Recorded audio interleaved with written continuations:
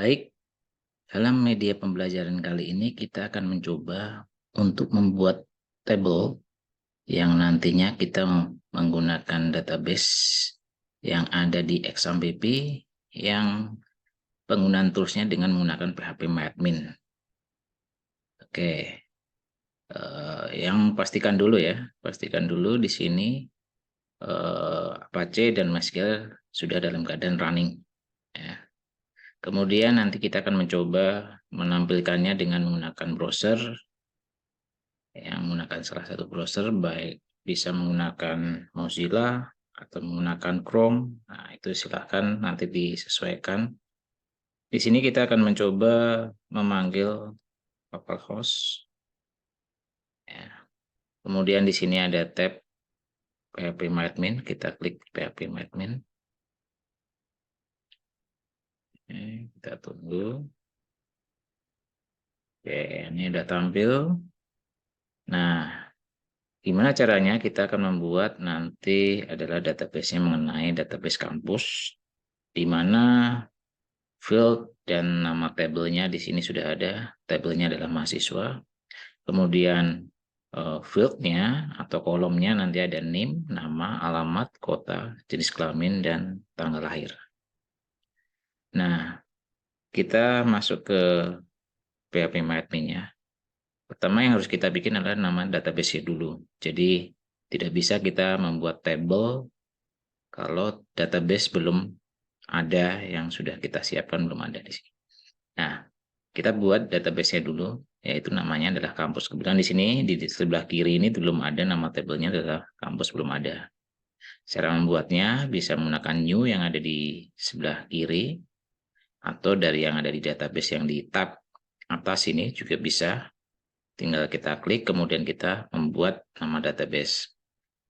Kita pakai yang menggunakan yang di atas, kita klik di sini database. Kemudian kita ketik di sini, misalnya database-nya adalah kampus. Kemudian kita create di sini. Nanti kita lihat sebelah kiri, bagian panelnya ini sudah ada nama kampus. Nah, kita lihat juga di bagian atas sudah menunjukkan bahwa di bagian atas adalah menunjukkan database-nya adalah kampus juga. Ya. Kemudian di bagian bawahnya ini ada table, ya, table nama table yang akan kita gunakan nanti, dan berapa jumlah kolom yang harus kita masukkan. Merujuk dari kasus yang kita akan gunakan nanti, nama database-nya adalah nama tabelnya adalah mahasiswa. Kemudian nama field atau kolomnya di sini ada 6 ya, ada 6. Dari name, nama, alamat, kota, jenis kelamin, dan tanggal lahir. Nah, nanti kita akan masukkan di situ. Jadi kita sebutkan di sini adalah tabelnya adalah namanya adalah mahasiswa. Jumlah kolomnya di sini ada 6 ya, karena ada 6 karena tadi yang sudah kita sebutkan. Kemudian baru kita create di sini ya. Nanti akan membentuk name yang akan kita, kolom-kolom yang akan kita masukkan di sini. Nah, setelah tampil seperti ini, kemudian baru kita masukkan dari mulai dari yang pertama dulu, tadi kita sebutkan di sini adalah name. Nah, nanti kita akan masukkan di kolom bagian name yang ada di bagian sebelah kiri ya, di sini. Kita masukkan name, sesuaikan dengan huruf besar kecilnya ya. Dan diseragamkan sesuai dengan sampel yang sudah kita bikin. Kita ketik name. Kemudian berikutnya adalah nama. Ya, nama di situ. Kemudian alamat. Ya, alamat. Kemudian kota. Kemudian CNS, kelamin. Nah, pastikan juga kita samakan dengan contoh di sini, C-nya besar, K-nya besar. Ya. Kita samakan saja di situ, J sama K-nya besar. Oke. Kemudian berikutnya adalah TGL lahir. T dan L-nya besar. TGL lahir. Nah, kita masukkan TGL underscore lahir. Ya. Nah, kemudian kita lihat di sini, sudah kita susun tadi ada 6. Kemudian kita akan masuk ke bagian tipe data. Tipe data ini Sifatnya berdasarkan dari apa yang nanti akan kita inputkan itu. Apakah berupa karakter, apa number. Nah, disesuaikan dengan fungsi di sini. Nah, name di sini bisa menggunakan, ada yang menggunakan integer karena integer itu lebih berkaitan dengan angka. Tapi di sini saya rubah menggunakan varchar misalnya. Ya. Nah, mungkin di sini ada nama juga, alamat, kota. Nah, ini juga saya menggunakan varchar juga. Ya, lama juga varchar, saya sampel aja di sini, kemudian menggunakan varchar. Kemudian jenis kelamin, di sini saya bisa menggunakan dengan singkatan juga bisa, atau mau lengkap, kalau melengkap dengan menggunakan varchar. Kadang ada yang menuliskannya cukup dengan menggunakan karakter ya, antara L atau P, laki-laki atau perempuan bisa disebut seperti itu. Misalnya saya ganti dengan karakter, ya, tapi nanti jumlahnya nggak panjangnya tidak lebih dari berapa jumlah karakter, tapi saya hanya menunjukkan satu karakter nanti. Nah, untuk tanggal lahir kita menggunakan kalender ya, kalender. Nah, di bagian name di sini jumlahnya saya batasi misalnya anggap aja 10 karakter. Ya, kemudian nama ya kurang lebih berapa? Misalnya 20. Kalau nanti ada nama yang panjang lebih dari 20 mungkin nanti kepotong ya. Begitu juga dengan alamat kira-kira dibatasin berapa jumlahnya, misalnya saya atur 50. Ya. Kemudian kota saya gunakan 20. Kemudian jenis kelamin seperti yang tadi saya jelaskan, di sini hanya menerima L sama P. Ya. Saya cukup dengan menggunakan 1. Ya. Kemudian tanggal lahir nggak usah, di sini kosongkan saja. Nah, dari yang ada di dalam kolom tersebut, pastinya ada field yang unik.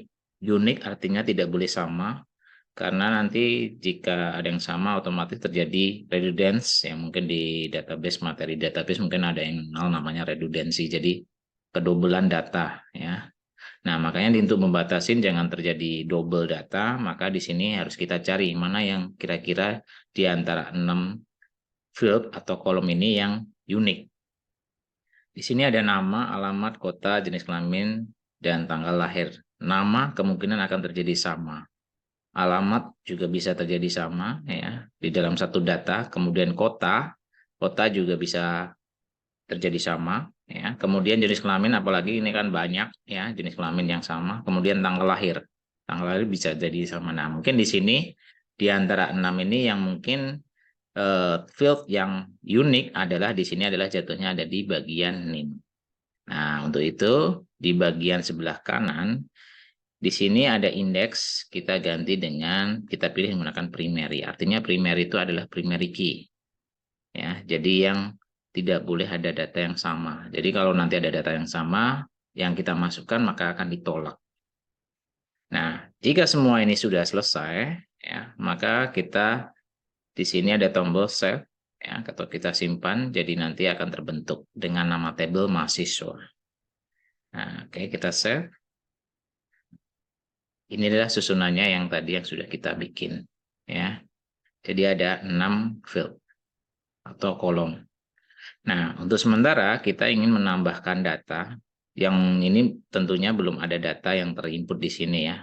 Kita bisa menambahkan data di dalam PHP MyAdmin dengan menggunakan insert yang ada di sini ya, atau tambahkan. Jadi nanti akan menambah value atau data-data yang sementara kita akan bisa masukkan di dalam kolom tersebut. Kita inputkan, di sini kita insert ya. Kemudian kita masukkan, kita isi dummy ya, artinya di sini data yang masih belum real atau masih acak. Nah, kemudian di sini namanya saya kasih nama misalnya namanya Aji Pangestu misalnya. Kemudian alamat di sini Jalan Cempaka Putih misalnya ya. Kotanya ada di Jakarta. Kemudian jenis kelaminnya tadi hanya L atau P ya. Ini kita kasih dengan L saja. Kemudian tanggal lahir kita ngikutin format yang ada di dalam tabel database itu sendiri ya. Jadi kita bisa menggunakan yang ada di sini, kita tinggal klik, kita tinggal pilih ya. Kita misalnya kita masukkan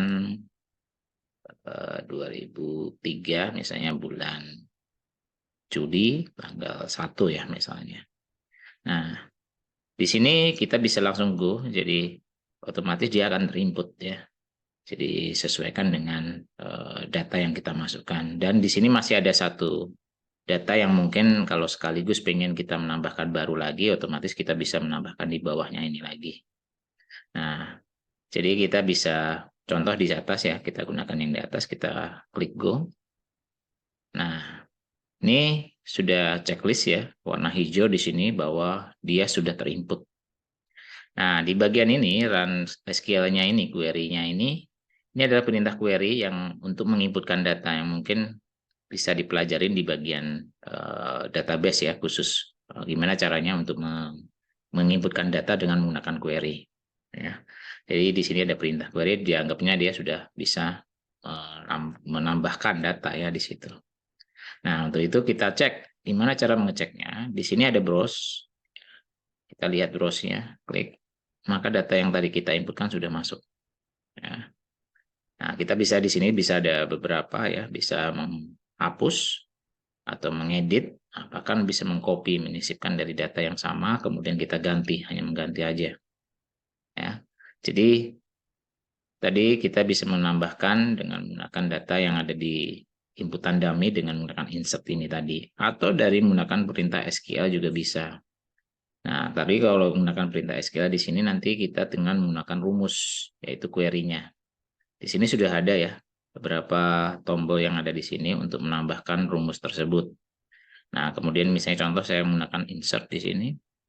Nah, ini rumus inputan, ada insert into mahasiswa. Kemudian ada name, nama, alamat, kota, jenis kelamin, dan tanggal lahir. Ini adalah nama kolomnya.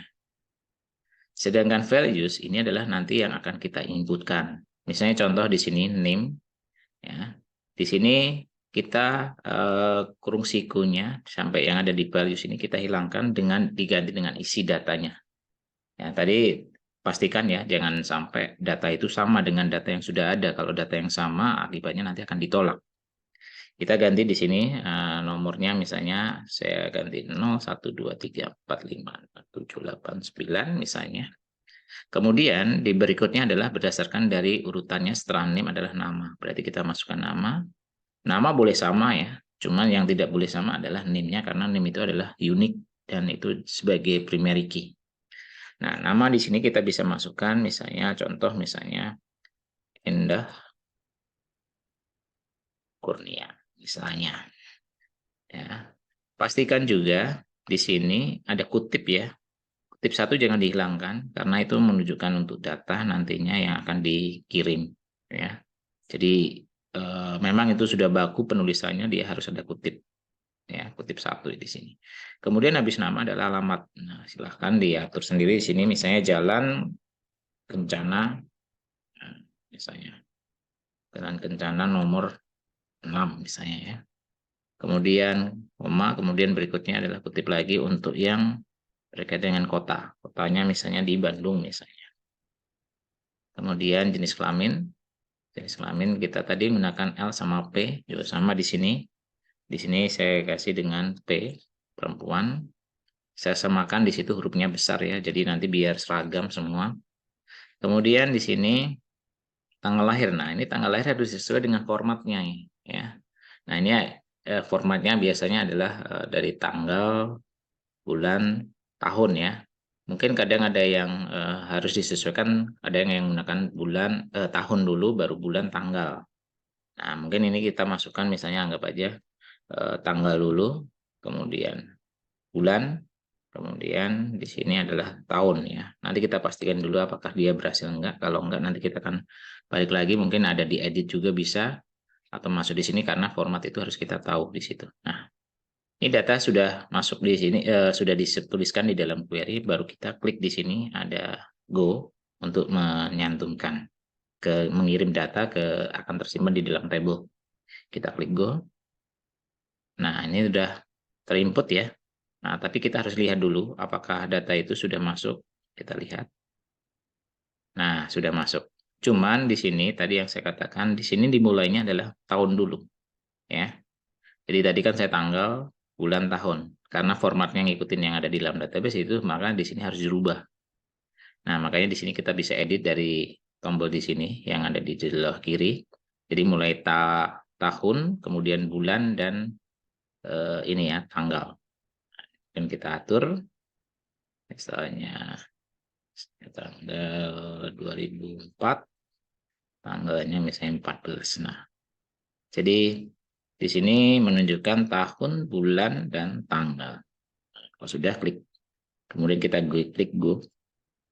Nah, akhirnya dia masuk ya. Dia sudah masuk ke sini. Nah, jadi dari proses yang tadi kita bikin adalah cara membuat table, database dan table. Nah, tentunya kita menggunakan toolsnya adalah PHP-MyAdmin. Cukup mudah ya, artinya untuk memahami gimana caranya untuk proses pada saat membuat tabelnya, baik fieldnya, jumlah fieldnya, dan beberapa fitur yang ada di situ, kemudian cara menginputkan datanya sudah bisa kita jalankan pada saat mengimplementasikan di sini. Oke, untuk ini terima kasih telah bersama-sama untuk mempelajari dari pembuatan tabel ini. Untuk itu saya ucapkan terima kasih, selamat mencoba, dan sukses selalu buat kalian. Terima kasih.